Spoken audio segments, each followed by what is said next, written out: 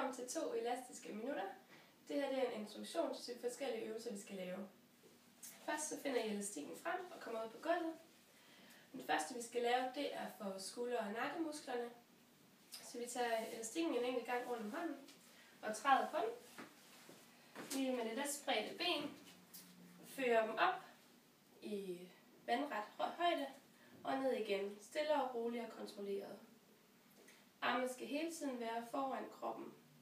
Albuerne skal være lidt bøjet, og så slapper vi af i skuldrene og i hele kroppen.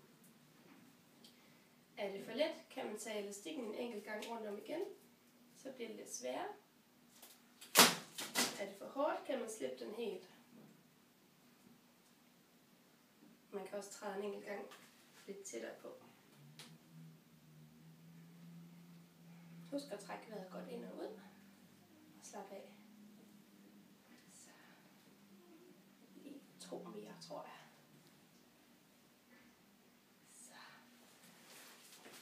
Den næste øvelse, det er for skuldrene og for armene. Vi folder en enkelt gang. Elastikken den skal være cirka skulderbredde. Holder den ud foran armene, og så hiver man godt ud. Stille og roligt. For musklerne i armene. Den kan godt være lidt hård. Den kan i hvert fald mærkes.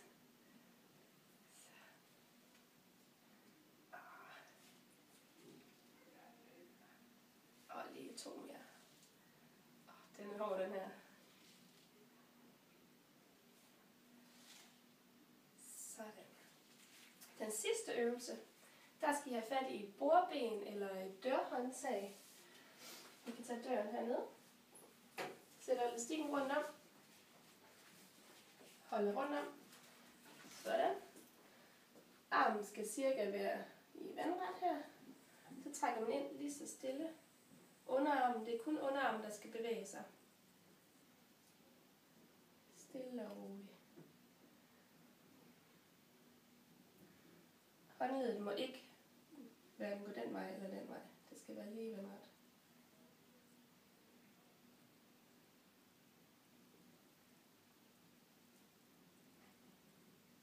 Den er god for overarmen. Så tager vi 2 mere.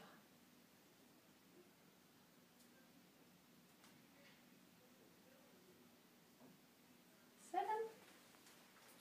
Det var de 3 øvelser, vi skal igennem de næste mange måneder. Når vi er blevet rigtig gode, så bestiller vi en sort elastik, der er lidt hårdere. Og det gør vi efter nytår engang. Så håber I er blevet bedre til det. Jeg håber I vil være med til det her hver eneste dag. Hvis man har lidt ondt, så hjælper det ikke at blive sidde stille og bare lade musklerne få fred. Det hjælper at komme op og bevæge sig og få dem rørt sig. Så jeg håber I er med.